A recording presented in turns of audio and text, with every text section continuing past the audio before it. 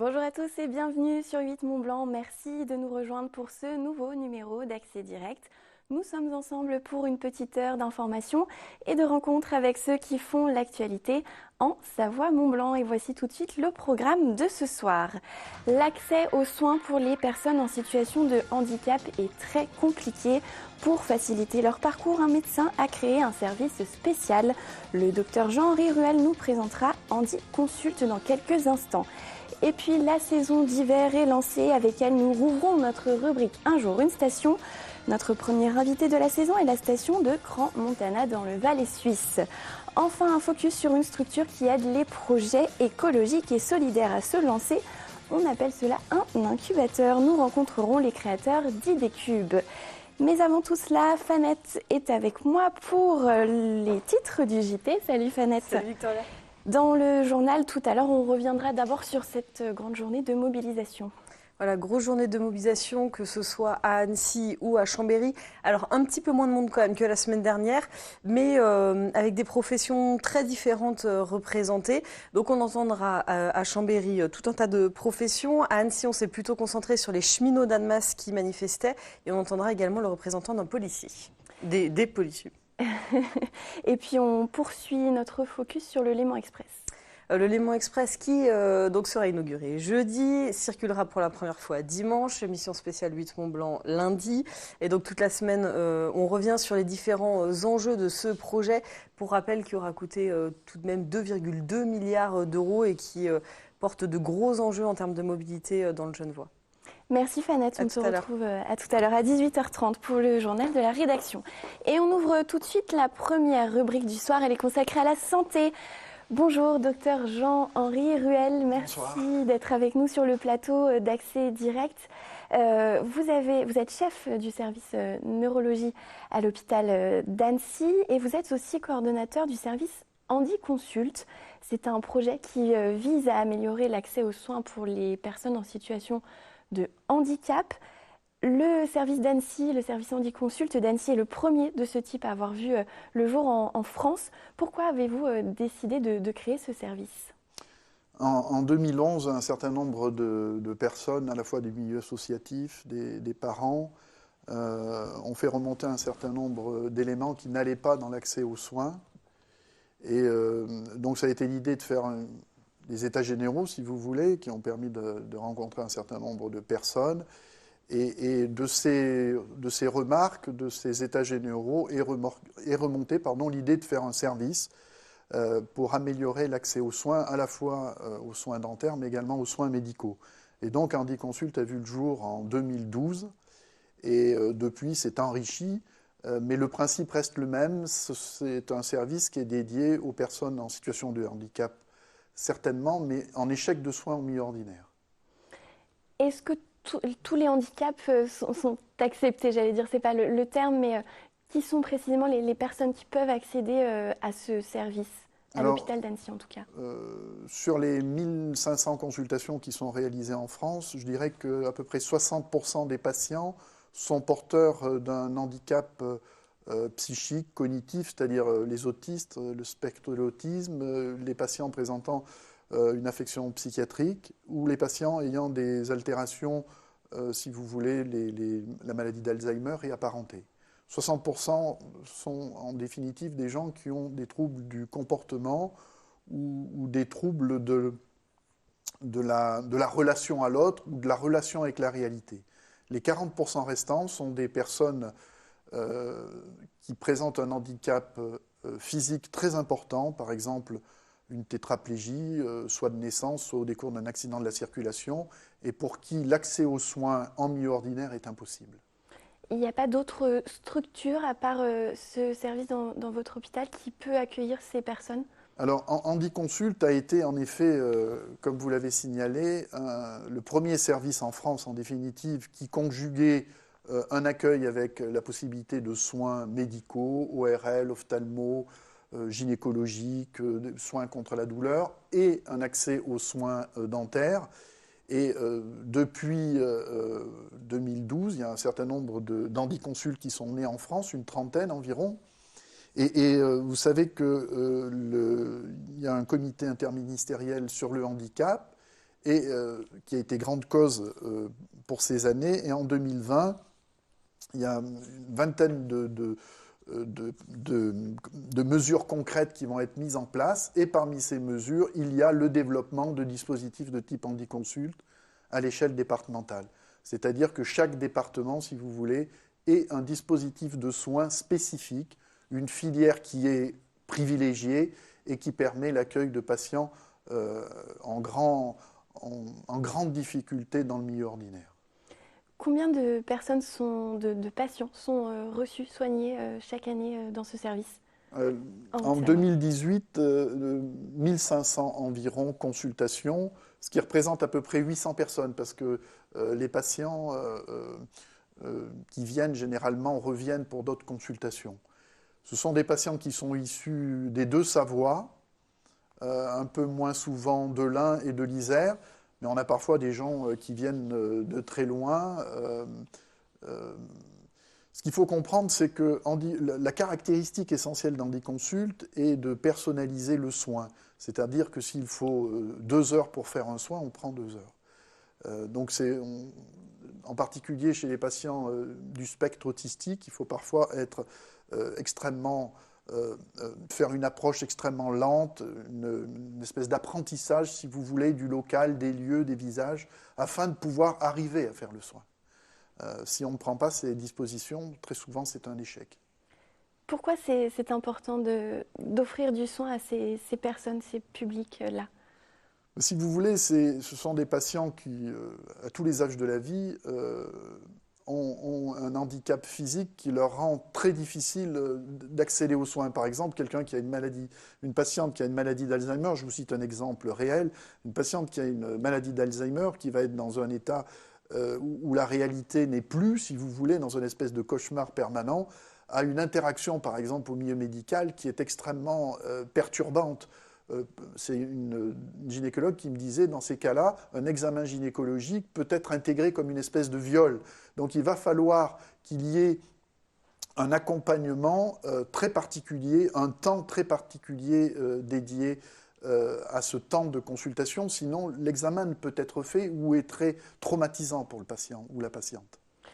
Est-ce que les personnes qui travaillent dans ce service ont reçu une formation particulière pour donner ces soins? Oui, absolument. Et bien sûr, je tiens à leur faire honneur parce que c'est un service qui est né des familles, né du milieu associatif, mais qui vit par des personnes, médecins, dentistes, infirmières, tout le staff, je dirais, sont des gens qui ont un véritable engagement empathique et, bien entendu, qui se sont formés. Et surtout, je dirais, pour les patients autistes et du spectre autistique, où là, il y a vraiment besoin d'apprendre une interaction qui est très particulière. C'est un service qui continue de se développer. Nous étions venus cet automne pour l'inauguration d'un nouveau patio notamment. Est-ce que vous avez d'autres projets pour ce service? Est-ce qu'il va grandir encore? Alors il va grandir. L'ARS Rhône-Alpes nous a demandé d'écrire un projet pour réaliser des consultations de médecins généralistes pour les patients autistes. Ce qui est très difficile en ville. Donc on va avoir un budget et on devrait ouvrir cette consultation au premier semestre 2020. Donc c'est un médecin généraliste qui va occuper ce poste et qui va réaliser ces consultations. Il faut savoir qu'il y a une comorbidité très importante et surtout des diagnostics qui sont faits très tardivement dans cette population en raison du fait qu'ils sont très difficiles à approcher et à examiner. Et je vous cite un exemple. Par exemple, il y a un parent d'un enfant autiste qui se présente dans un service d'urgence et en arrivant, le médecin lui dit écoutez, attendez, je vais examiner votre enfant et je vous appelle. Et le parent n'a rien dit parce qu'il savait très bien que ça serait impossible. Et l'enfant rentre avec le médecin. 2 minutes après, le médecin sort de la pièce et dit est-ce que vous pouvez venir parce qu'il est sous le bureau. Et vous voyez, donc il y a beaucoup de travail à faire et ce type de démarche empathique fait grandir le soin dans tous les cas. Merci beaucoup, docteur Jean-Henri Ruel, d'être venu nous voir sur le plateau d'Accès Direct et de nous avoir présenté Handy Consult. Merci de m'avoir invité. Merci beaucoup. Je vous invite à regagner la régie et on va passer à un tout autre sujet puisque nous débutons ce soir notre rubrique Un jour une station avec le directeur de l'Office de tourisme de Crans-Montana. Bonsoir. Bonsoir. Bruno Hugler, merci d'être avec nous sur le plateau d'Accès Direct. On va parler évidemment du programme de cet hiver pour votre station. Avant, une première question, qu'est-ce qui fait la spécificité de Crans-Montana ? Crans-Montana, c'est une des plus grandes destinations, des plus réputées aussi. On a une offre qui est extrêmement vaste, alors on peut quasiment toute l'année faire quelque chose dans notre belle destination. C'est aussi le cadre naturel qui nous rend également unique. On voit toutes les Alpes, depuis le Cervin jusqu'au Mont Blanc, toute cette vue panoramique. On a des lacs, on a un domaine skiable qui est juste extraordinaire, et toujours avec cette vue panoramique. Alors on a aussi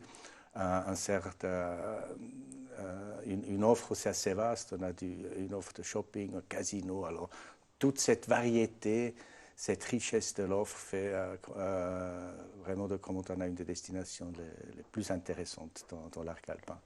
Vous mettez en effet en évidence la diversité des activités. L'idée, c'est un peu de dire qu'à Crans-Montana, il n'y a pas que le ski finalement. Il y a le ski, mais pas que. Alors, on a aussi un grand nombre qui vient ici à Crans-Montana pour la randonnée. On a la luge, les raquettes à neige. C'est vraiment la découverte de l'hiver de la neige. Aussi le rando-park, c'est devenu vraiment un trend ces dernières années. Alors, on a un parc avec différents itinéraires qui incitent les gens de découvrir notre beau paysage avec les skis de randonnée. Alors on a plein de choses à faire, bien sûr aussi le bien-être et une gastronomie de très haut niveau parce que ça fait aussi partie des expériences de vacances. En Suisse notamment. Et puis en ce moment, ça se passe aussi au cœur du village avec un festival Étoile Belle à lui. Je ne sais pas si je prononce correctement, c'est bien juste, ça. Ouais. L'idée, c'est d'apporter encore plus de féerie à cette période de Noël. L'objectif, c'est vraiment de lancer l'hiver et surtout maintenant dans cette période de fête, d'amener un plus avec ce festival qui a commencé le week-end passé avec un très grand succès et qui va se poursuivre maintenant aussi pendant le week-end prochain, après pendant toute la période de fête de fin d'année. C'est vraiment d'amener quelque chose pour nos clients, de faire venir aussi les résidents, ceux qui ont des résidents secondaires. Et ça a très très bien commencé par un marché des chefs. Alors les plus grands chefs, ils proposent des petits plats accompagnés d'un verre de notre région, parce que Crans-Montana, c'est aussi une région viticole. On a la Grande Roue avec une vue juste extraordinaire. Et on a aussi le chemin des lanternes c'est vraiment les grands et les petits dans ce magnifique paysage, dans cette ambiance hivernale, dans la neige. Et il a neigé aussi hier, alors c'est vraiment les conditions idéales pour lancer cette saison d'hiver. Ouais. Ça n'a pas dû être facile d'amener et de monter une grande roue en pleine station. Je pense que c'est la première fois qu'une grande roue est à cette altitude, à 1500 mètres, mais on a bien réussi, ça fonctionne parfaitement. Et c'est juste quelque chose d'extraordinaire d'avoir encore la vue depuis cette roue sur la destination de Crans-Montana, mais aussi sur la plaine du Rhône, et aussi de là cette vue panoramique qui est juste extraordinaire. La station fait aussi une place particulière à la culture. Est-ce qu'il va y avoir cet hiver des temps forts culturels ? En fait, c'est aussi quelque chose qui nous démarque peut-être d'autres destinations. On a une offre culturelle qui est très très riche. On a des musées, on a une fondation Opal qui vient chaque année avec des très grandes expositions. On a aussi les concerts, notamment les Crans-Montana Classics, qui viennent chaque année au 1er janvier avec le concert de Nouvel An, collaboration avec la Scala de Milan. On a d'autres concerts pendant toute la saison d'hiver. Et aussi quelque chose qui est assez particulier, c'est Swiss Made Culture, c'est-à-dire toute la richesse de la culture suisse qui a un lien avec la Suisse, qui est présentée durant toute l'année. Alors aussi, la culture, c'est un des grands motifs pour nos visiteurs de venir ici à Crans-Montana, combiné souvent avec des activités dans la nature et de joindre ensuite la salle pour un concert de très haut niveau. On n'a pas précisé, pour revenir quand même au ski, combien de kilomètres de piste avez-vous à Crans-Montana? Alors nous proposons environ 140 kilomètres de pistes et aussi un des plus beaux snowparks de la Suisse qui est vraiment très très attractif et qui attire vraiment les accros dans le halfpipe ou sur les sauts. Alors ils viennent un peu de partout pour profiter de cette offre extraordinaire. Vous l'avez dit, les conditions de neige sont plutôt favorables. Avec vous ce soir, on a aussi le plaisir d'offrir à nos téléspectateurs une nuit pour 2 personnes à Crans-Montana en hôtel 3 étoiles. Toutes les infos sont à retrouver sur notre page Instagram. Vous restez avec moi, Bruno Hugler, puisque on va rester en montagne aujourd'hui sur Twitter. J'ai vu énormément de posts concernant les dernières chutes de neige dans nos stations en Pays de Savoie aussi. On a eu de la neige ces derniers jours. Vous le voyez sur ces tweets, il est tombé entre 30 et 40 cm de neige fraîche depuis ce week-end. De quoi donc ravir les skieurs et les vacanciers qui ne vont plus tarder à arriver. Voilà pour un petit tour de nos stations. Dans l'actualité également, qui peut toucher aussi les stations, il y a cette décision de l'Assemblée nationale française. Elle a voté dans la nuit de lundi à mardi l'interdiction du plastique à usage unique. Alors jusque-là, c'est une bonne nouvelle, mais il ne sera définitivement interdit qu'en 2040 en France. Donc c'est dans 20 ans, ce qui déçoit une grande partie de l'opinion, évidemment, des défenseurs de l'environnement. Vu les menaces qui pèsent sur notre climat, notre environnement, on aurait pu s'attendre à un peu plus de réactivité. Il est précisé dans cet article de France Info que des objectifs de réduction, de réutilisation ou de recyclage des emballages plastiques à usage unique vont être fixés jusqu'en 2040, tous les 5 ans, pour arriver à une suppression définitive. Ce sujet de l'environnement, du recyclage, du climat, c'est quelque chose qui touche aussi les stations de sport d'hiver? Oui, c'est extrêmement important pour nous et je pense qu'on est tous appelés maintenant à passer à des actes. De lire ça 2040, ça m'étonne beaucoup. Moi, je pense qu'on n'a pas le droit aussi pour les futures générations d'attendre de 2040. Nous avons fait, juste pour vous citer un exemple, on a organisé une très grande fête au mois de septembre. On a tout basé sur la vaisselle réutilisable. Alors pour nous, le plastique, vraiment, on veut le bannir et on veut donner une durabilité. On a dans le tourisme aussi plein de possibilités d'assurer ça, porter soin à notre environnement. Et je pense que c'est vraiment, on est tous appelés, chacun peut contribuer pour notre planète. Parce que finalement, nous vivons de la nature, de cet environnement, et alors portons soin à ça.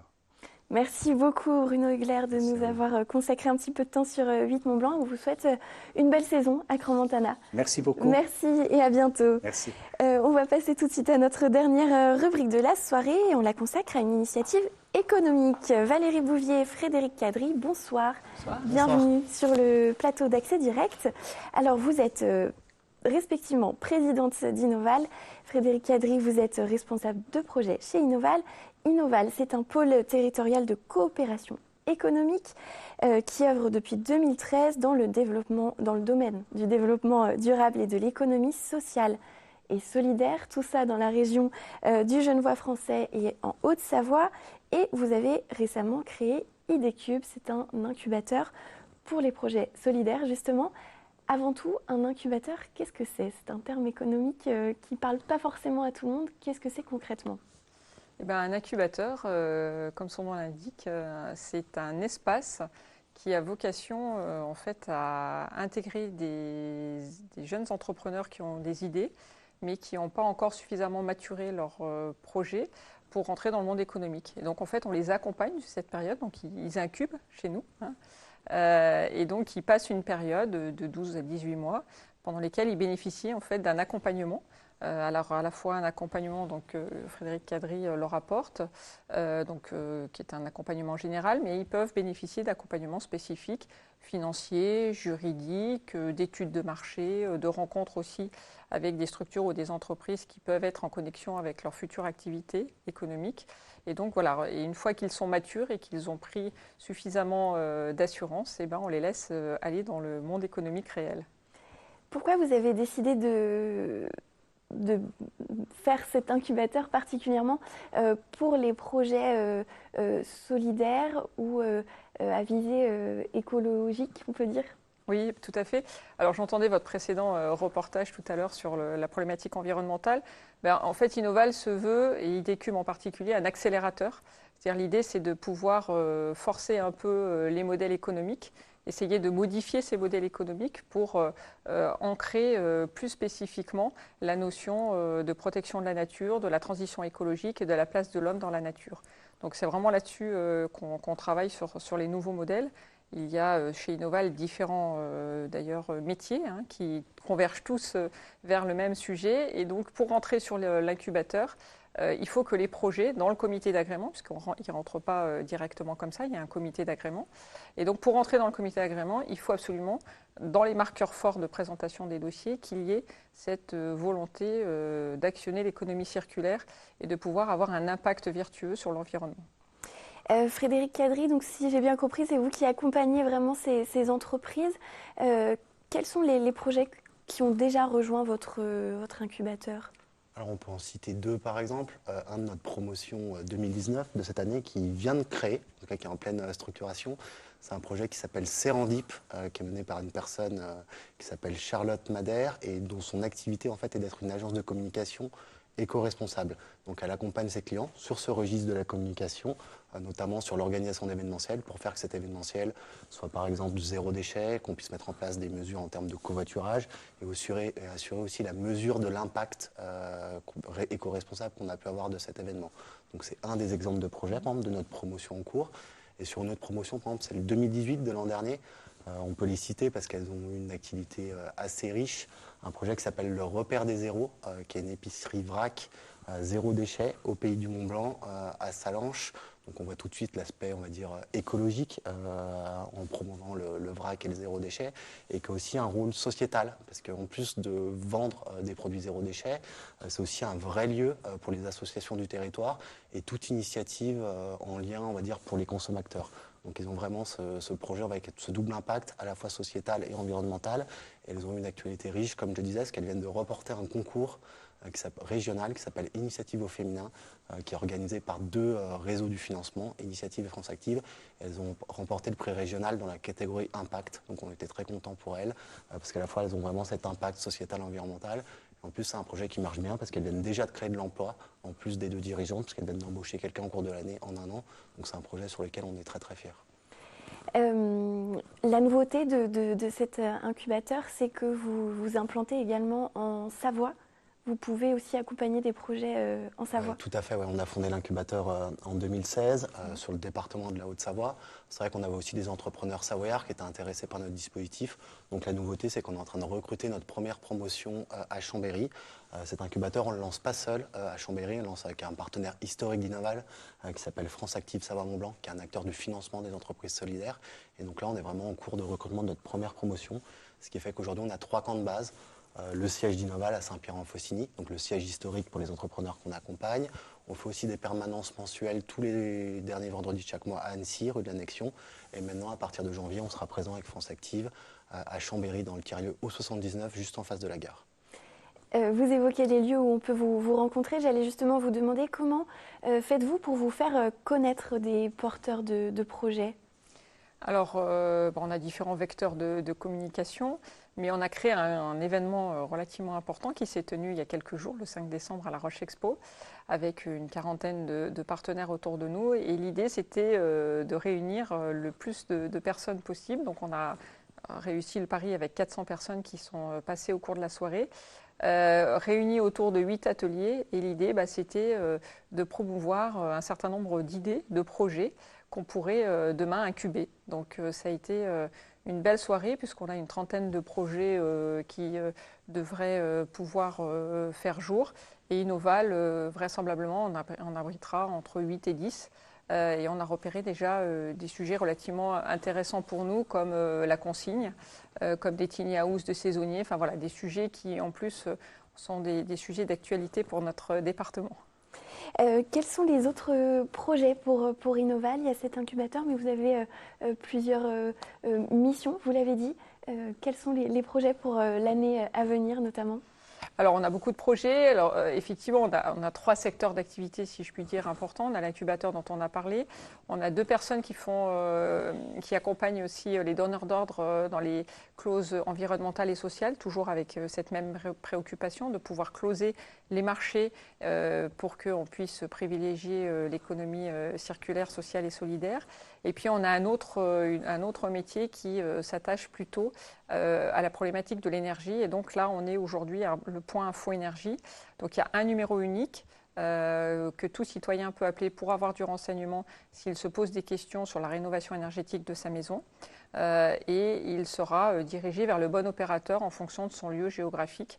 Donc ce numéro unique, je me permets de le donner s'il y a quelques personnes intéressées, c'est le 04 50 57 01 70. Donc voilà, avec ce numéro-là, derrière vous avez des conseillers qui vous aideront, qui vous orienteront et qui pourront même vous aider aussi sur les étapes administratives et financières qui sont parfois très complexes et qui sont un vrai frein. Donc pour lever ce frein, n'hésitez pas à appeler. L'idée en fait, c'est vraiment d'accompagner tout le monde, entreprise et individu lambda, j'allais dire, dans ce changement un petit peu de monde, de modèle économique. Complètement.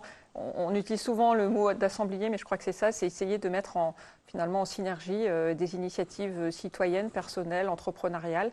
On a par exemple un joli projet qui est sorti il y a quelques semaines en arrière avec une association qui est abritée dans les locaux d'Innoval qui s'appelle la Fabrique à Biclou et qui, à partir de vélos destinés à la déchetterie, les équipe en vélo électrique et les remettent à disposition de parcs entrepreneuriales pour ceux qui sont intéressés, de collectivités qui, si elles le sont aussi. Saint-Pierre-en-Faucigny a acheté par exemple le premier vélo pour le mettre à disposition de ses employés. Merci beaucoup Valérie Boulier, Frédéric Cadry d'Innoval de nous avoir présenté vos missions et votre incubateur. Vous restez avec moi, le temps de lancer une page de pub. On se retrouve tout de suite après pour le journal de la rédaction. Bonjour à toutes et à tous, on se retrouve la semaine prochaine